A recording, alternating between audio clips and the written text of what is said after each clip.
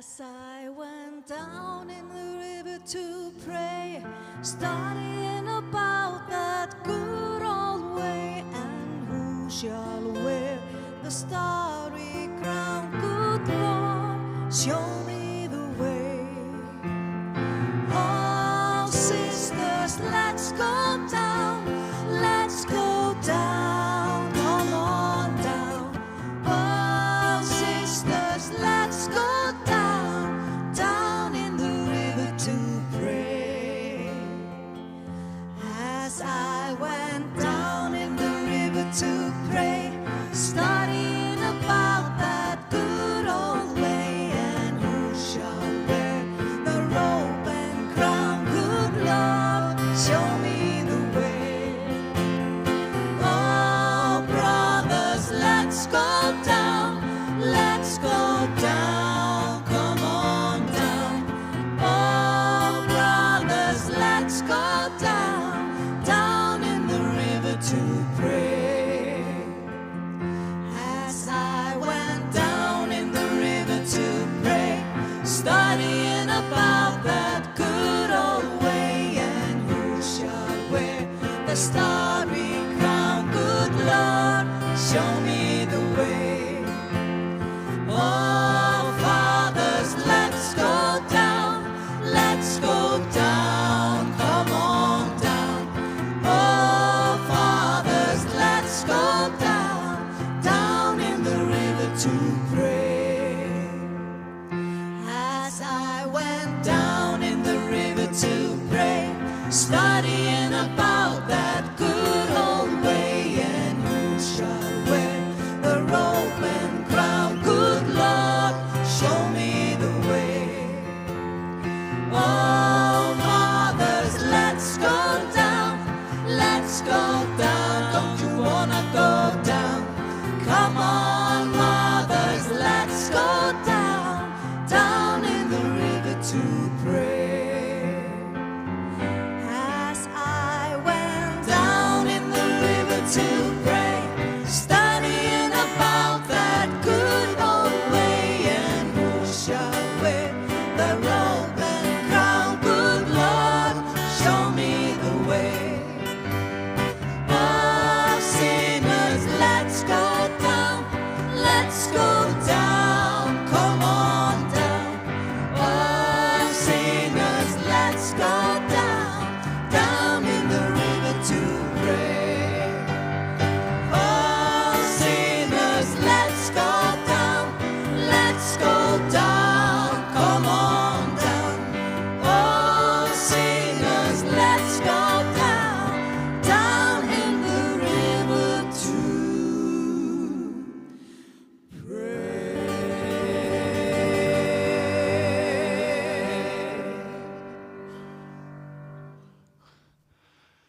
Komið þá blessuð og sæl og velkomin til Guðsþjónustu hér í Lindakirkju í kvöld. Ég heiti Guðni Már og prestur hér í Lindakirkju og þetta í beinni útsendingu, þannig að ég sé að þetta skakt hjá mér hérna. Ég að reyna að laga það, þetta betra. En velkomin þið sem að fylgist líka með í gegnum streymið okkar góða. Kórinn búinn að syngja núna fyrir 90 fermingabörn í 3 fermingum helgina og fær nú frí, en við erum með gott fólk með okkur. Matti, þú eiginlega að kynna hverjir að syngja fyrir okkur.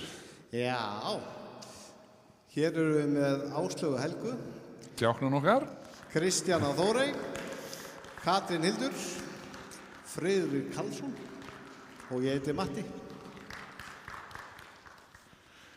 og við skulum hefja þessa stund formulega á því að signa okkur og segja í nafni Guðs Föður, Sonar og Heilags Anda. Amen. Drottinn, ég komin í þitt heilaga hús til að lofa þig og ákalla og til að heyra hvað þú, Guð, Faðir skapari minn, þú drottinn Jesús frelsari minn, þú heilagi andi huggari minn, vilt við mig tala í þínu orði. Drottinn, heyr þú lofgjör mína á bæn og opna þú með þínum heilaga anda hjarta mitt fyrir sakir Jesú Krists, að ég fyrir þitt orð iðrist synda minna, trúi á Jesú í lífi og dauða og taki framförum í kristilegu hugarfari og líferni. Bæn heyr það, ó Guð, fyrir Jesú Krist. Amen. Og þarna vorum við meðal annars að segja iðrast synda okkar, og það alltaf þannig á föstunni sem vikurnar fyrir páska, þá liturinn fjólublár, af því það litur iðrunar og yfirbótar. Og ef við ætlum að ná árangur í lífinu, þá þurfum við að horfast í augu við okkur sjálf og hvar við getum bætt okkur, hvers við getum iðrast og hvar við getum gert yfirbót. Þetta veit allt gott íþróttafólk, og á andlega sviðin það sama.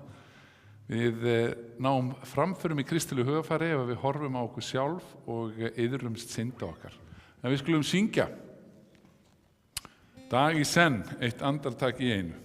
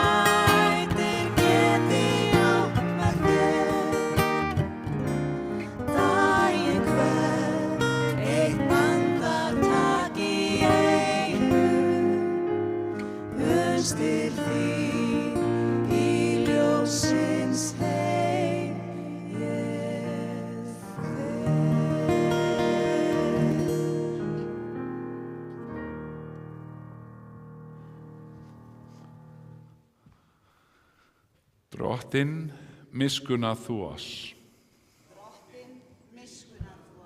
Kristur, miskunnað þú oss. Drottinn, miskunnað þú oss.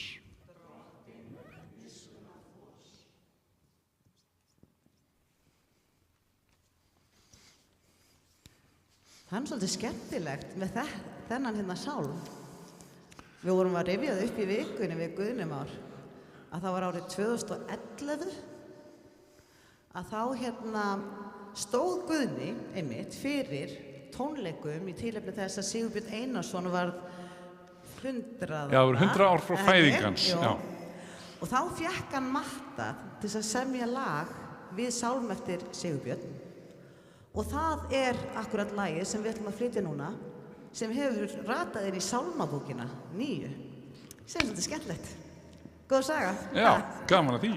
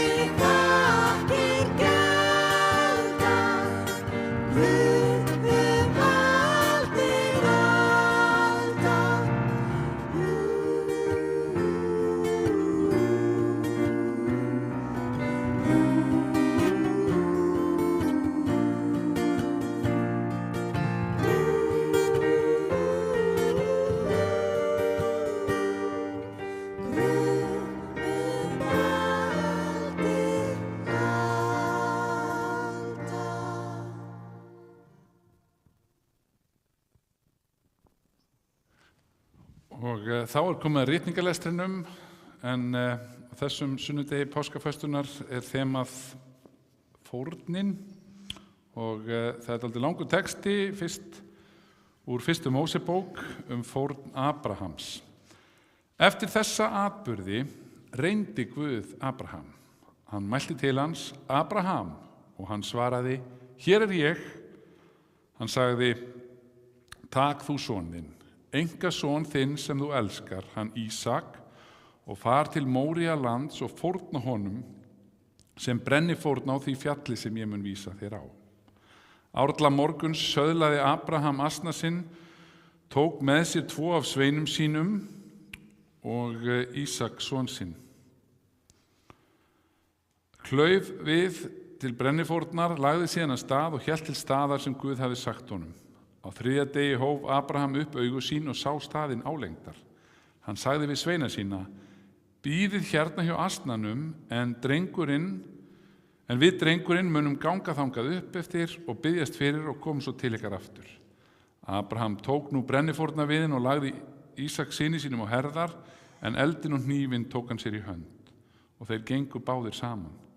Þá sagði Ísak við Abraham föður sinn: Faðir minn. Hann svaraði: Hér er ég, sonur minn. Ísak mælti: Hér er eldurinn og viðurinn, en hvar er sauðurinn til brennifórnarinnar? Abraham svaraði: Guð mun sjá þér fyrir sauð til brennifórnar, sonur minn. Og þeir gengu báðir saman. Nú komu þeir á staðinn sem Guð hafði talað um. Þar reisti Abraham altari, lagði á viðinn, batt Ísak son sinn og lagði hann á altarið ofan við viðinn. Þá tók Abraham hnífinn í hönd sér til þess að slátra syni sínum. En engill drottins kallaði til hans af himni og mælti: Abraham, Abraham. Og hann svaraði: Hér er ég. Engillinn sagði: Legðu ekki hönd á sveininn og gerðu honum ekkert, því að nú veit ég að þú óttast Guð. Þú hefur jafnvel ekki synjað mér son þinn, enga son þinn. Þá hóf Abraham upp augu sinn og sá hvar hrútur var fastur á hornunum í greina þykni. Hann fór þangað, tók hrútinn og fórnaði honum sem brennifórn í stað sonar síns. Þannig hljóðar hið heilaga orð. Og pistillinn kemur úr Hebreabréfinu, en hann er að eilífu og hefur prestdóm þar sem ekki verða mannaskipti. Þess vegna getur hann til fulls frelsa þá sem að hann leiðir fram fyrir Guð, þar sem hann ávallt lifir til að biðja fyrir þeim. Slík æðstaprest höfum við þörf sem er heilagur, svikalaus, óflekkaður, greindur frá syndurum og orðinn himninum hærri. Hann þarf ekki daglega eins og æðstu prestarnir fyrst að bera fram fórnir fyrir eigin syndir, síðan syndir líðsins. Það gerði hann í eitt skipti fyrir öll, er hann fórnfærði sjálfum sér. Þannig hljóðar hið heilaga orð.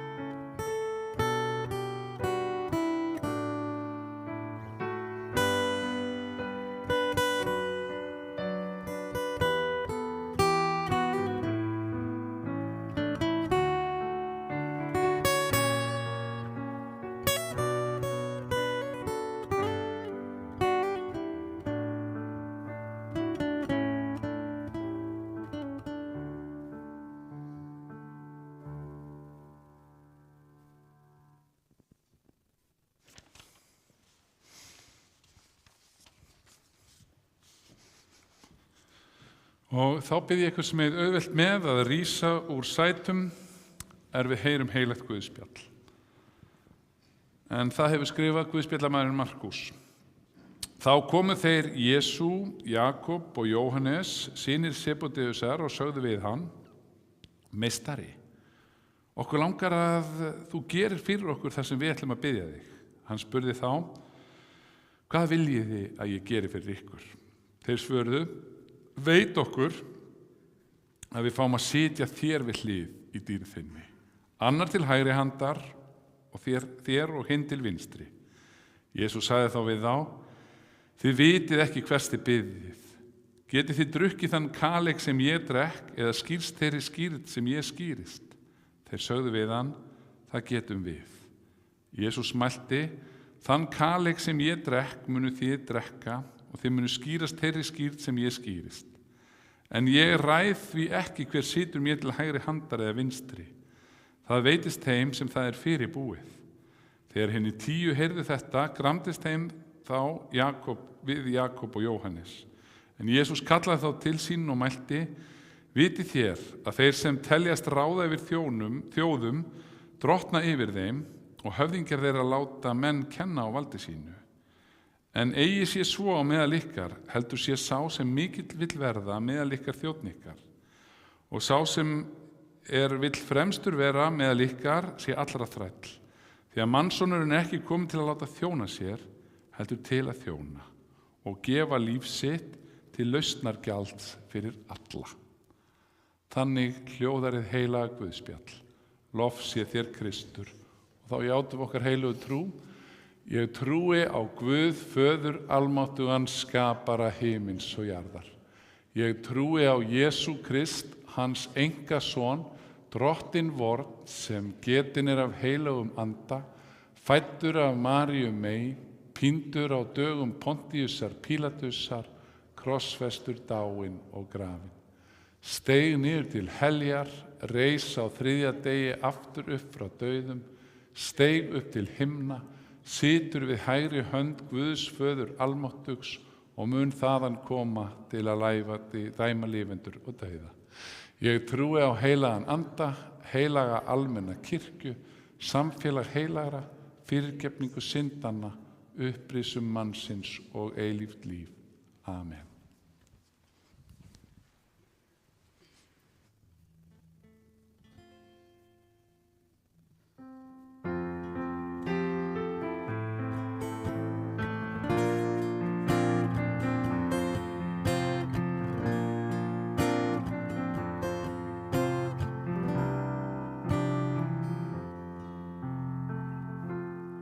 Það er fólk eins og þig, fyrir fólk eins og mig, frá Bláalónsböðum að nyrstu sjávarströnd, frá vel þekktum stöðum út í ókönnuð lönd. Það er fólk eins og þig, fyrir fólk eins og mig. Ef dimmir í lífi mínum hríð, bros þín að hlýja svo blíð, og hver sem þú ferð og hvar sem ég verð, fólk eins og þig, fyrir fólk eins og mig.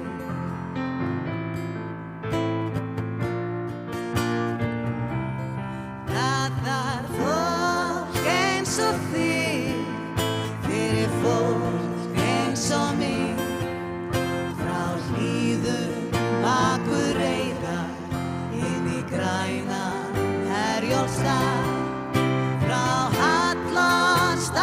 skógi inn í fagran Skorradal. Þar fólk eins og þig, fyrir fólk eins og mig. Ef dimmir í lífi mínu hríð,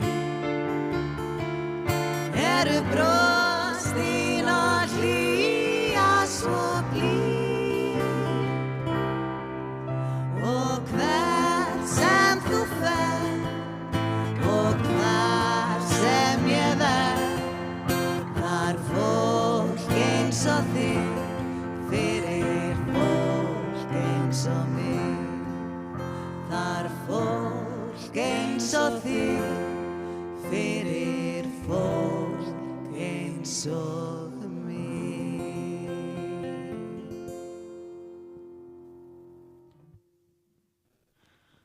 Takk fyrir þennan fallega söng og þetta svolítið, ég verð að vera hann að sjáist eitthvað, er þetta í lagi núna? Það var bara eitthvað hálfur að tala hérna. Í streyminu afsakið það, en í kvöld erum við aðeins að velta fyrir okkur fórninni og það er þannig að við prestarnir fáum ekki að velja hvað við að tala það er bara kirkjuárið og svona gangur í því og áður en að kemur að páskunum sjálfum þá erum við að skoða svolítið iðrun og fórn og fleira til og fórnin er eitt af grunnhugtökum í kristinni trú og það er hins vegar kannski komið svo langt frá því að í kristinni trú þá trúum við að Kristur hafi verið hinn stóra fórn. En áður en að það var, og ég er bara frá örófi alda, þá byggði fólk sér altöru og fór svo að reyna að byggja eða gera eitthvað til þess að Guði þóknaðist betur við það. Það hugsaði, ef ég vil hafa Guð og gott veður með mér í liði, til að uppskera verið góð, þá þarf ég að gera eitthvað og sýna Guði að Guð skipti mér máli. Og eitt af því sem var oft notað var brennifórnir.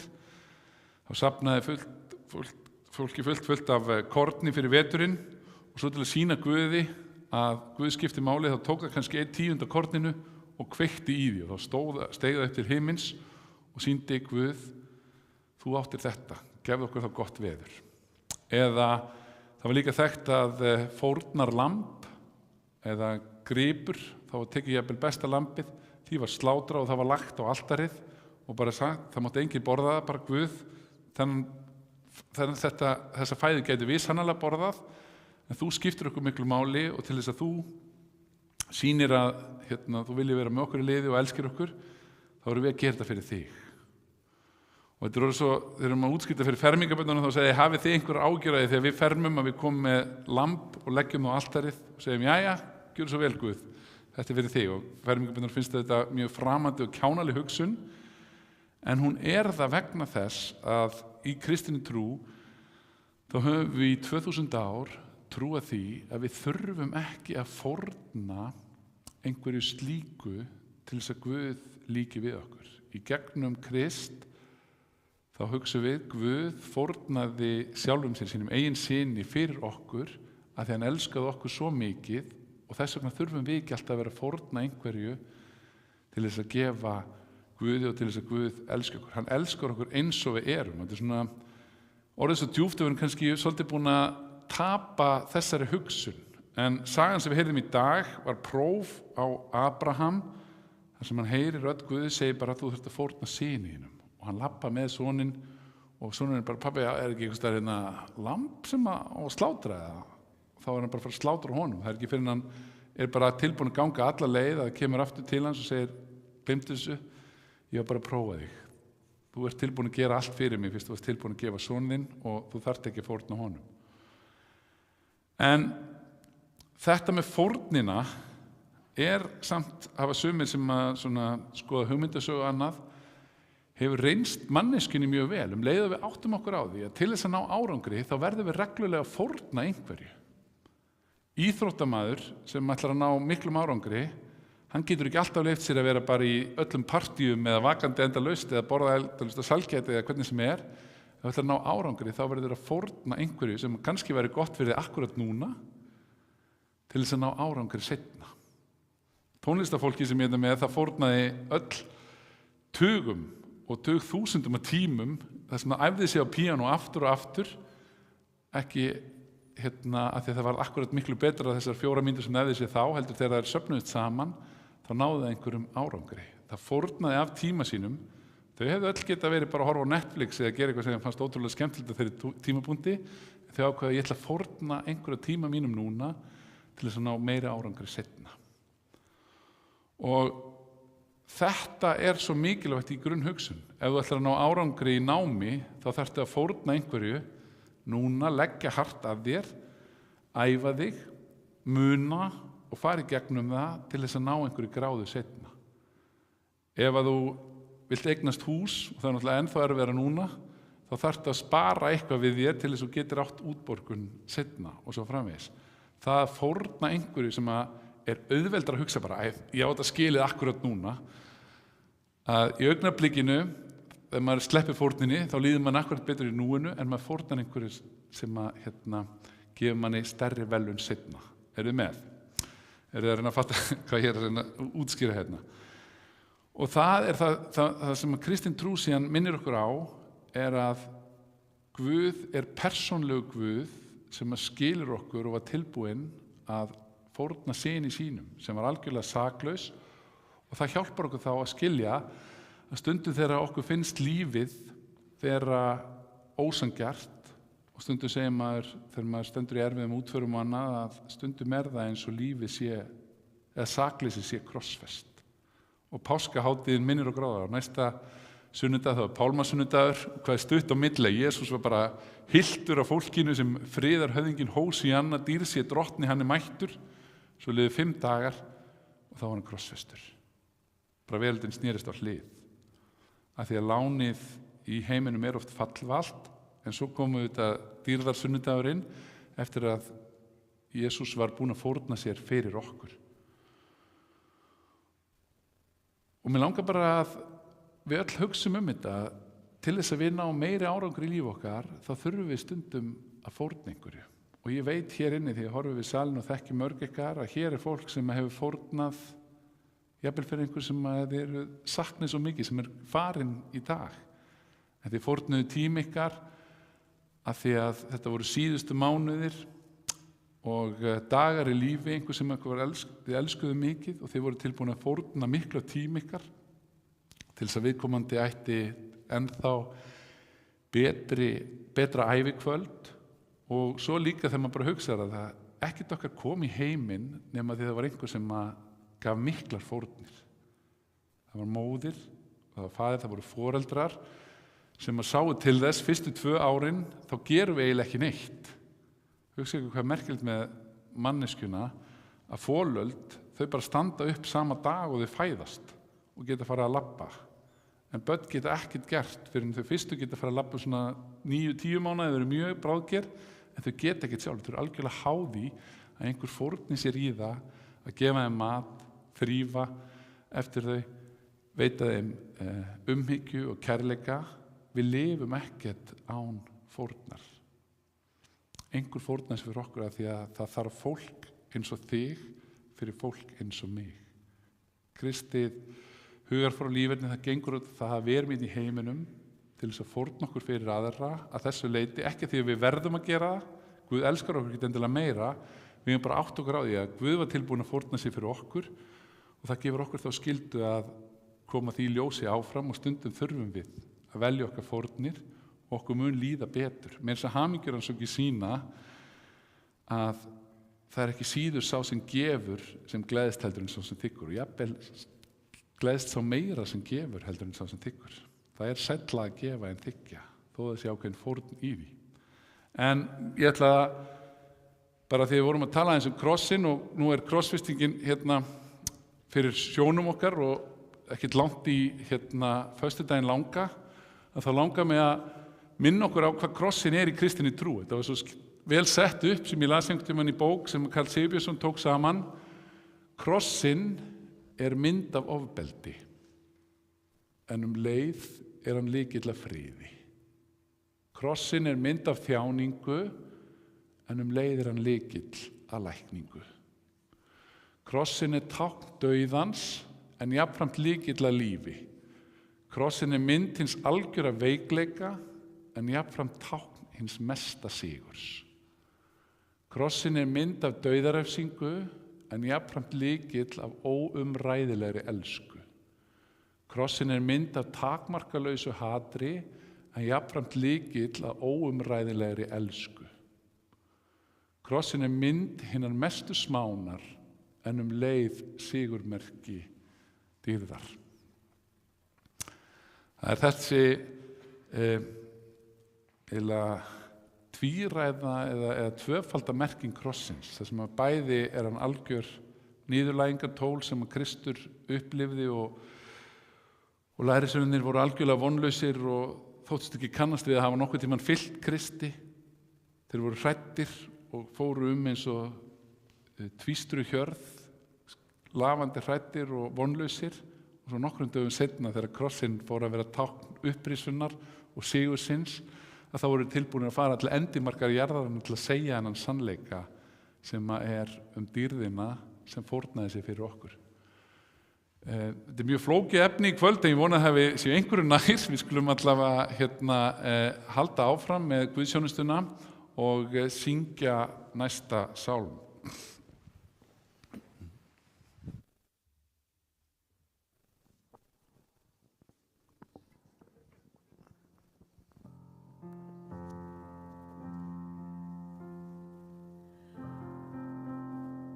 Faðir vor,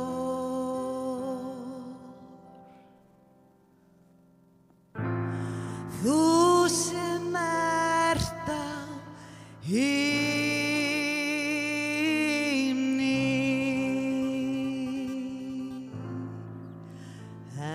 helgist þitt nafn,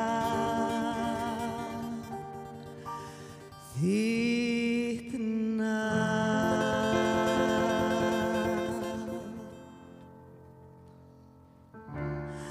tilkomið þitt ríki,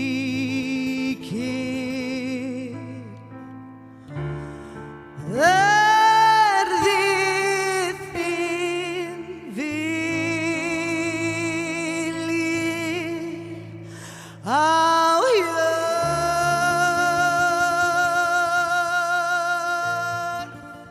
svo sem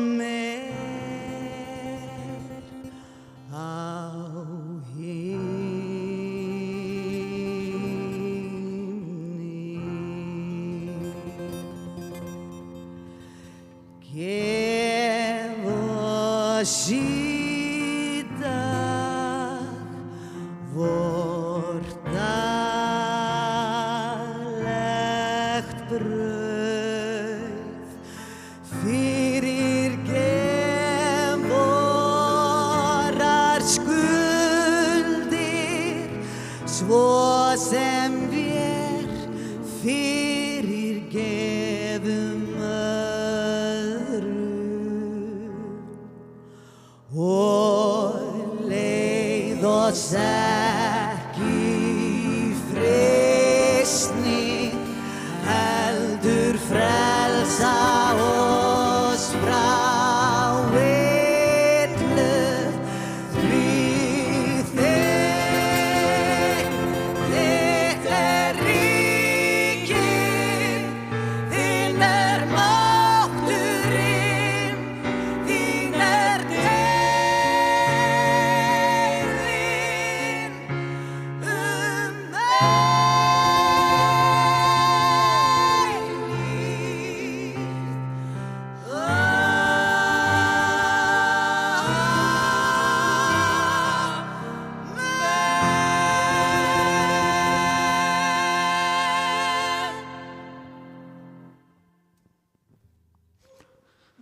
Þetta var fallegt að fá Faðir vorið svona sungið glæsilega fyrir okkur, en nú komið bænastundinni og þið getið þá staðið upp og skrifa niður bænarefni eða þakkarefni sem ykkur liggur á hjarta. En það má líka bara sitja kyrr í sætinu og biðja bænarinnar þaðan, eða þið heima sem eru að fylgjast með getið gert það við skjáinn. En það má líka senda bænarefni á lindakirkja@lindakirkja. En við skulum lyfta hugum okkar og hjörtum upp til Guðs í bæn.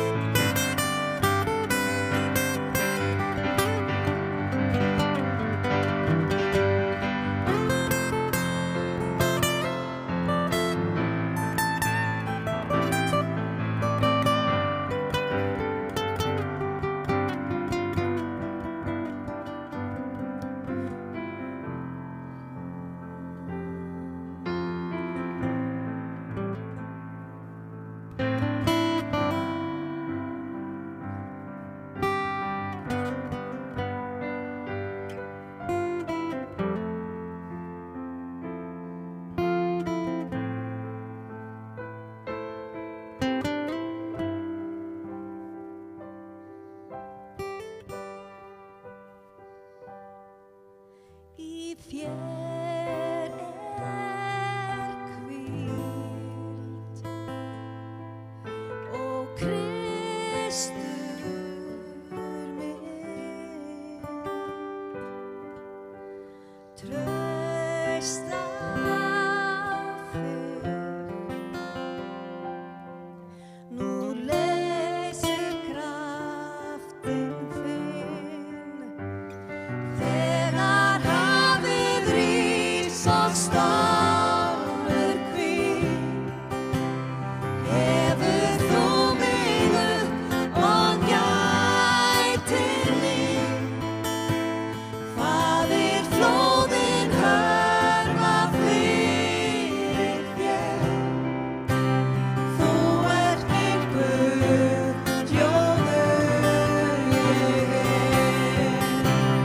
Þegar hafið rís og stormur hvíl, hefur þú mig upp og gætir mín, faðir flóðin hörfa fyrir þér, þú ert minn Guð, hljóður ég er.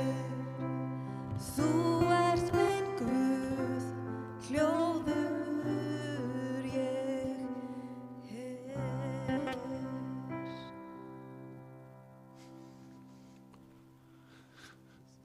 Við þökkum tónlistarfólkinu fyrir þennan fallega flutning á þessari fallegu bæn hljóður, en yfirleitt er komið að bænastundinu og svo faðir vor, en að því að við fengum það sungið svo fallega fyrir okkur faðir vorið, þá förum við að vera fyrst með bæn og svo getum við öll tekið undir í vertu Guð faðir, faðir minn. En Guð, við þökkum þér fyrir að við fáum að koma hér saman í þínu nafni og í þínu húsi. Hjálpa okkur að leita til þín í lífsins ólgu sjó. Við biðjum að blessa verkefni okkar eitt og sérhvert sem að við erum að fást við. Jesús, komdu til allra þeirra sem nú glíma við sorg og söknuð. Vertu með þeim í þeim dimma dal og veittu þeim þitt ljós og þína huggun. Jesús, við biðjum líka fyrir öll þau sem eru uppfull af áhyggjum og kvíða.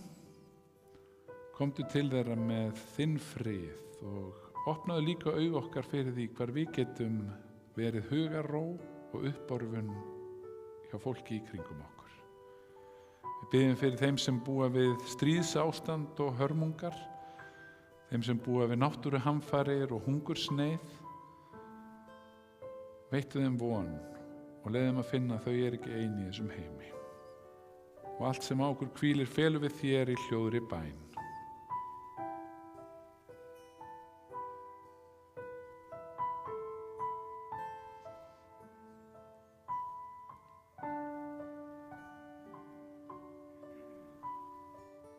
Svo segjum við saman: vertu Guð Faðir, Faðir minn, í frelsarans Jesú nafni, hönd þín leiði mig út og inn, svo allri synd ég hafni. Amen.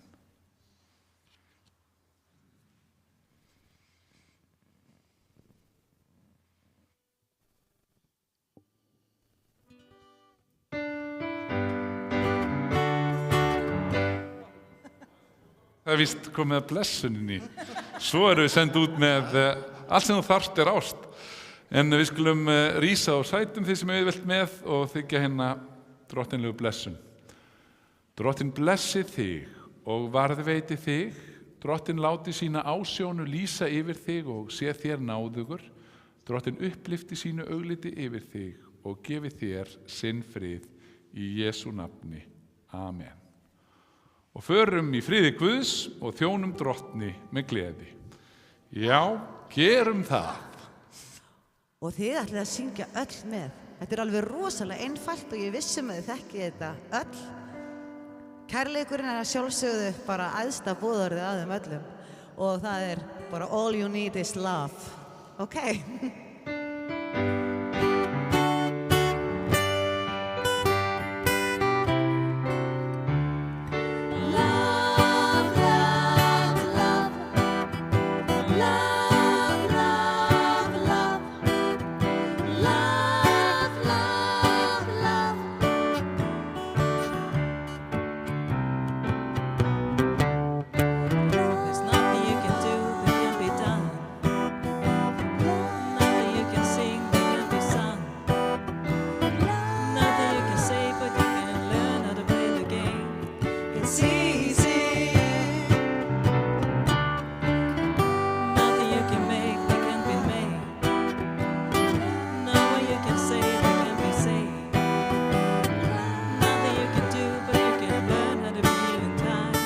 See